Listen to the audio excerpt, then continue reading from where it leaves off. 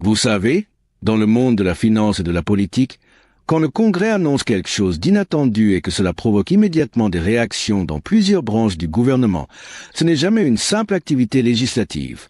Ce qui vient de se passer sur la colline du Capitole, il y a environ 30 minutes illustre parfaitement ce phénomène. Ce que nous voyons est exactement ce que les investisseurs appellent un événement déclencheur, un moment où quelque chose qui était latent ou en réserve devient soudainement actif et influence toute la structure. Cette fois, il ne s'agit pas de délais réglementaires ou de plafonds budgétaires. Il s'agit de l'autorité constitutionnelle qui s'exerce de manière à créer une pression immédiate sur tous les acteurs du système gouvernemental. Pour ceux qui observent les institutions, ce n'est pas seulement un chapitre de plus dans les tensions habituelles entre les pouvoirs. C'est un moment catalyseur, un instant où le pouvoir législatif, longtemps contenu, est soudainement activé pour provoquer des décisions rapides et forcer une réponse de tous les acteurs sous des contraintes qu'ils n'avaient pas anticipées. Ce que nous observons a une importance pour tous les citoyens américains, que vous suiviez de près les procédures du Congrès ou que vous choisissiez d'ignorer le drame politique quotidien. Quand le Congrès exerce une autorité constitutionnelle qui est restée largement inerte pendant des décennies, quand cette autorité impose des obligations immédiates qui ne peuvent être ignorées ou retardées, quand cela déplace l'initiative des acteurs exécutifs vers la surveillance législative, tout l'équilibre des pouvoirs gouvernementaux s'ajuste en temps réel. C'est exactement ce dont je veux parler aujourd'hui. Cette annonce du Congrès dépasse largement les simples positions politiques ou manœuvres partisanes. Elle représente l'utilisation délibérée d'outils constitutionnels conçus pour des moments précis lorsque le corps législatif estime que la responsabilité de l'exécutif doit être affirmée immédiatement. Si vous êtes quelqu'un qui apprécie l'analyse institutionnelle, fondée sur la structure constitutionnelle plutôt que sur les réactions partisanes, qui veut comprendre quelles autorités concrètes sont exercées par le Congrès plutôt que de spéculer sur des motivations politiques, prenez un instant pour liker cette vidéo et vous abonner à la chaîne. Nous ne sommes pas ici pour prédire si l'action du Congrès réussira ou échouera politiquement.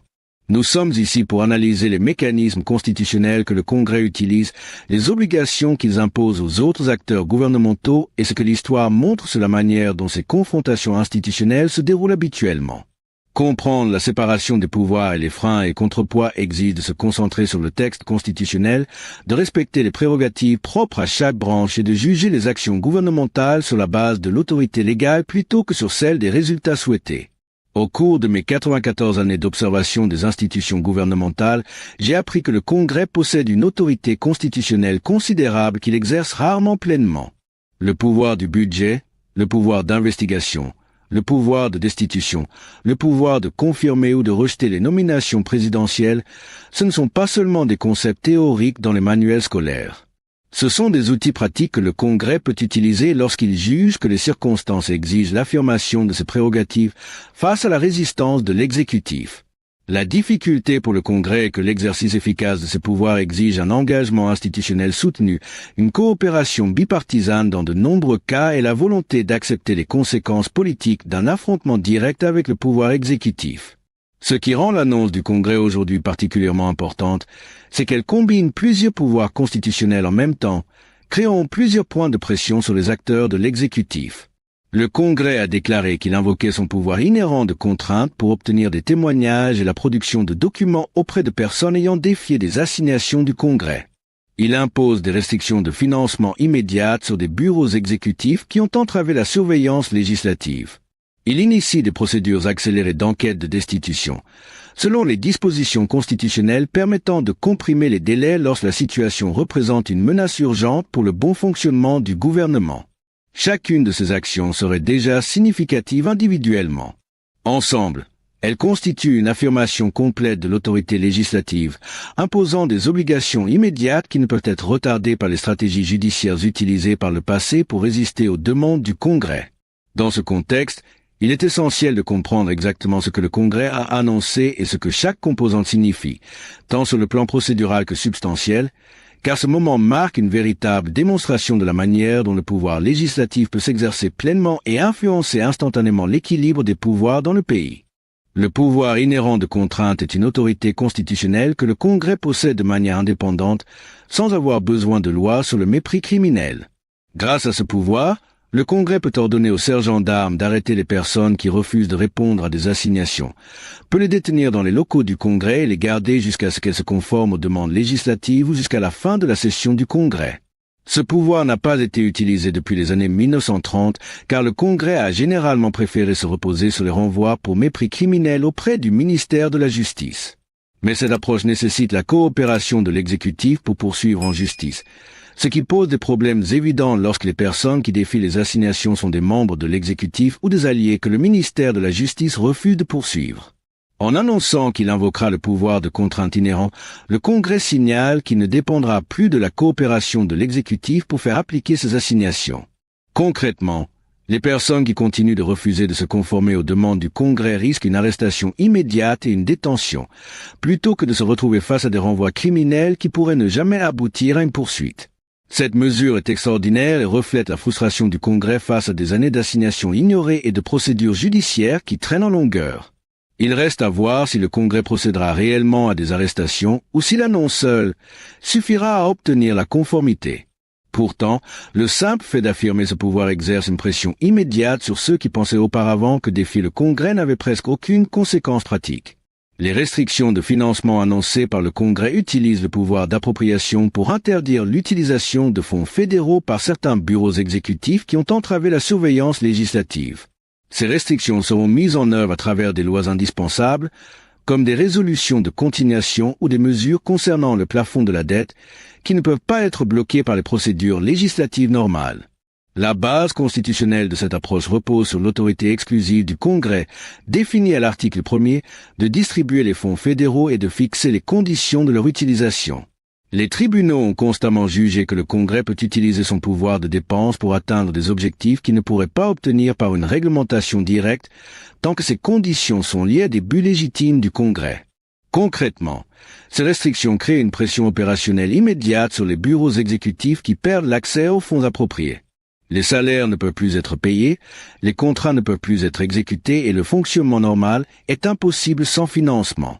Les responsables exécutifs pourraient essayer de continuer à fonctionner en utilisant des fonds destinés à d'autres projets ou en s'appuyant sur des ressources externes, mais ces stratégies comportent leurs propres risques juridiques, comme des violations possibles de la loi sur le déficit et d'autres restrictions sur l'autorité de dépenses exécutives. Ces restrictions offrent donc au Congrès un moyen d'imposer des coûts immédiats à l'obstruction exécutive, sans passer par de longs procès ni dépendre de la coopération de l'exécutif.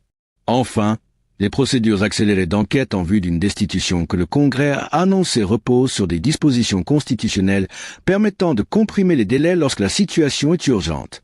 La Chambre des représentants possède le pouvoir exclusif de destitution, défini à l'article 1er, et les procédures pour l'exercer relèvent largement de son jugement.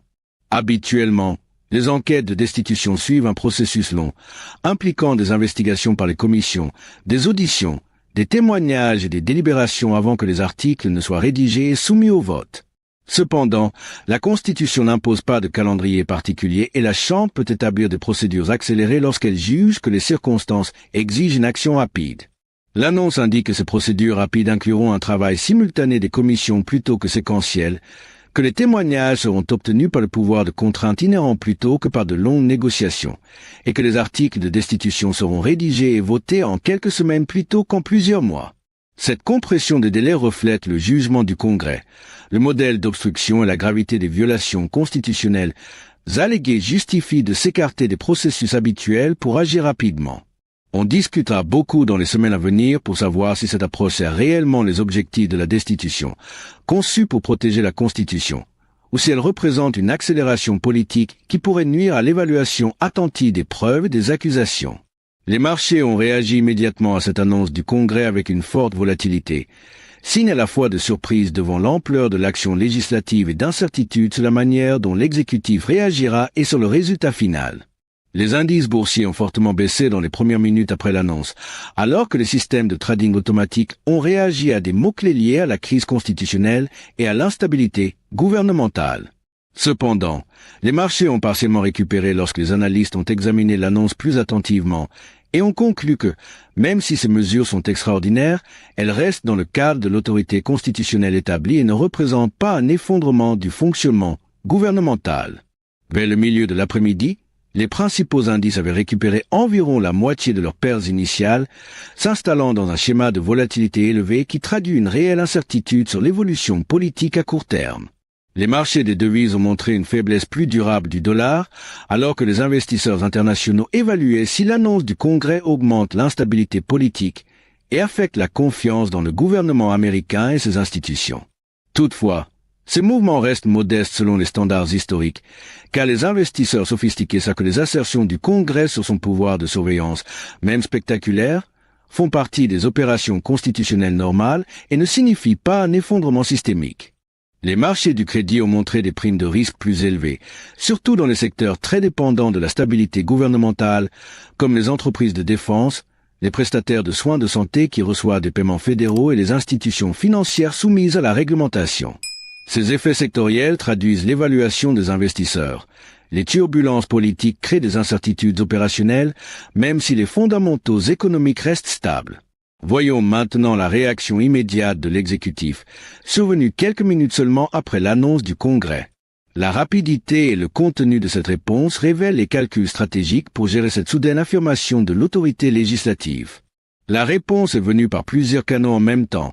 Déclaration officielle du Conseil juridique de la Maison-Blanche, tweet de la personne visée par la surveillance du Congrès et commentaires en offre d'agents de l'administration non nommés pour les journalistes. La multiplicité des canaux de réponse montre un certain niveau de coordination, mais aussi des difficultés ou des désaccords sur la stratégie de communication, ce qui est courant lorsqu'un événement inattendu exige une réaction rapide sans temps suffisant pour réfléchir et s'aligner entre conseillers et responsables. La déclaration officielle du Conseil juridique de la Maison-Blanche a qualifié l'annonce du Congrès de dépassement constitutionnel qui viole la séparation des pouvoirs et qui tente de criminaliser des désaccords politiques par un abus de l'autorité législative. Elle affirme que le pouvoir de contrainte inhérent ne peut pas être utilisé pour obtenir des témoignages sur des sujets protégés par le privilège exécutif, que les restrictions de financement ne peuvent pas être utilisées pour forcer l'exécutif à coopérer à des demandes législatives qui dépassent l'autorité du Congrès, et que les procédures accélérées de destitution, violant les garanties du procès en refusant un temps suffisant pour présenter une défense et contre-interroger les témoins. La déclaration officielle a conclu en indiquant que l'exécutif contesterait ces actions du Congrès devant les tribunaux fédéraux et qu'il ne se conformerait pas aux demandes reposant sur des affirmations constitutionnelles jugées abusives. Cette stratégie de résistance juridique immédiate traduit un calcul. Le moyen le plus fort de se défendre est de contester directement l'autorité du Congrès, plutôt que de se plier aux demandes en protestant ou de chercher des compromis. Les arguments juridiques avancés ont des forces variables selon les circonstances. Le privilège exécutif offre une certaine protection pour certaines communications de l'exécutif, mais les tribunaux ont toujours jugé que ce privilège n'est pas absolu et peut être dépassé si le Congrès démontre un besoin législatif suffisant. Les restrictions de financement sont généralement dans le pouvoir du Congrès de gérer les crédits, même s'il peut y avoir des limites si ces restrictions ciblent de manière trop précise certaines personnes, ce qui pourrait ressembler à des lois de punition directe. Les procédures de destitution relèvent en grande partie de la discrétion de la Chambre des représentants, mais des arguments sur le respect du procès pourraient être avancés si les délais sont tellement compressés qu'une défense réelle devient impossible. Les tweets de la personne visée par la surveillance du Congrès ont adopté un ton différent, qualifiant l'annonce du Congrès de chasse aux sorcières, de canular et d'ingérence électorale destinée à nuire aux adversaires politiques par un abus de pouvoir gouvernemental. Ce type de communication semble ciblé sur les bases politiques et sur l'opinion publique, plutôt que sur des arguments juridiques ou des négociations avec les dirigeants du Congrès.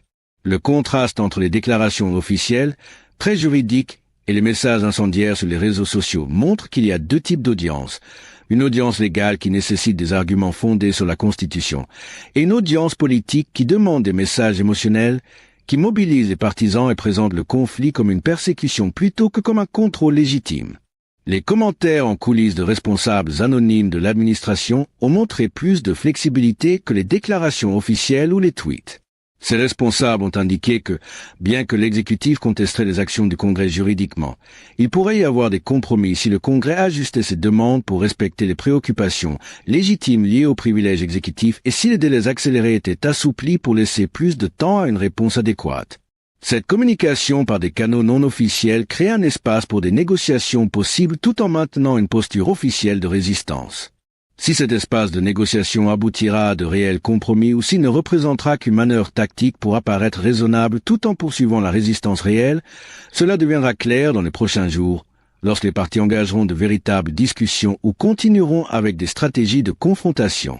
Regardons maintenant ce que l'histoire nous apprend sur la manière dont ce type de conflit institutionnel se résout, car le Congrès et l'exécutif ont connu des situations similaires à différents moments de l'histoire américaine, et ces épisodes donnent des indices sur les trajectoires possibles. Même si chaque situation est unique et limite l'application exacte des précédents historiques, l'exemple le plus pertinent reste probablement celui du Sénat en 1934, lorsqu'il a utilisé le pouvoir de contrainte inhérent pour arrêter et détenir une personne qui avait ignoré une assignation. Cette action avait finalement obligé la personne à se conformer et a montré que le Congrès possède effectivement le pouvoir pratique d'appliquer ce pouvoir d'enquête par la détention lorsqu'il le décide.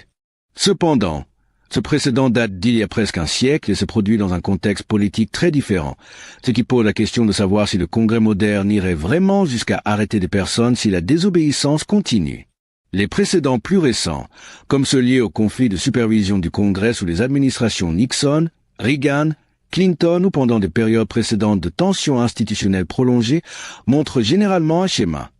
Les postures initialement confrontantes des deux côtés finissent par céder à des arrangements négociés. Ces arrangements permettent au Congrès d'obtenir au moins une partie des informations qu'il recherche, tout en permettant à l'exécutif de préserver certaines protections de confidentialité pour des communications sensibles.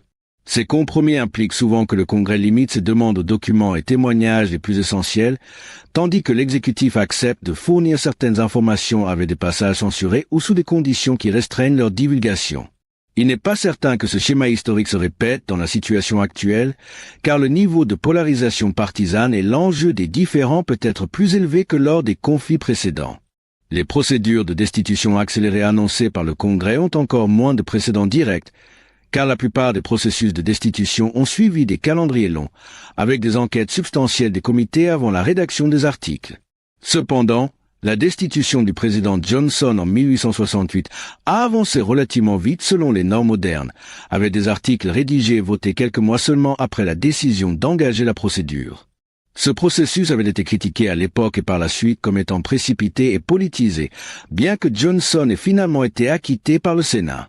Ce précédent montre que le Congrès peut établir des procédures accélérées, mais il souligne aussi les risques politiques d'un processus perçu comme hâtif ou insuffisamment réfléchi. Avant de conclure, il est important de comprendre ce que signifie cette annonce du Congrès au-delà des manœuvres juridiques et politiques immédiates. Les actions annoncées représentent une affirmation sérieuse de l'autorité législative dans une situation où le Congrès estime que les mécanismes de supervision normaux ont été épuisés sans produire la responsabilité nécessaire. Que le Congrès ait raison ou qu'il dépasse ses prérogatives dépend de jugements contestés sur la qualité des efforts de conformité précédents, la légitimité des revendications de privilèges exécutifs et la gravité des violations constitutionnelles alléguées. Des personnes raisonnables peuvent avoir des avis différents selon les faits qu'elles considèrent et leur interprétation de la Constitution. Ce qui est clair, c'est que nous entrons dans une période de conflit institutionnel intense, où le Congrès et l'exécutif vont tester les limites de leurs pouvoirs respectifs à travers des actions qui vont au-delà des pratiques habituelles et qui pourraient nécessiter que les tribunaux tranchent des questions constitutionnelles inédites. Ce processus sera perturbant, créera de l'incertitude et impliquera probablement d'autres mesures d'escalade de part et d'autre avant qu'un compromis ne soit trouvé ou qu'une décision judiciaire définitive établisse quelle branche a raison selon la loi constitutionnelle. La santé de la démocratie américaine dépendra de la capacité à résoudre ces conflits institutionnels par des procédures constitutionnelles, avec toutes les parties acceptant finalement les résultats même si elles en sont déçues, ou si la polarisation politique est si forte que les perdants refusent d'accepter les décisions institutionnelles et poursuivent leur résistance par d'autres moyens. Les semaines à venir testeront la résilience constitutionnelle américaine comme nous ne l'avons pas vu depuis des générations. La manière dont le Congrès mettra en œuvre ses actions annoncées, la façon dont l'exécutif répondra au-delà des déclarations initiales, comment les tribunaux fédéraux trancheront les questions constitutionnelles qui seront certainement litigieuses et comment le peuple américain réagira à ces confrontations institutionnelles détermineront si notre système de séparation des pouvoirs et de frein et contrepoids est capable de gérer les conflits qui surgissent lorsque les divisions partisanes se conjuguent avec les limites institutionnelles. L'histoire montre que les institutions américaines ont survécu à des tensions similaires par le passé et ont conservé leur structure constitutionnelle, même si certains résultats ont déçu certains participants. La poursuite de ce schéma dépendra d'un engagement constant envers les processus constitutionnels et de l'acceptation de l'autorité institutionnelle, même lorsque cette autorité produit des résultats politiquement indésirables. Cet engagement sera fortement mis à l'épreuve dans les semaines à venir. Merci pour votre attention à ces questions essentielles de gouvernance constitutionnelle.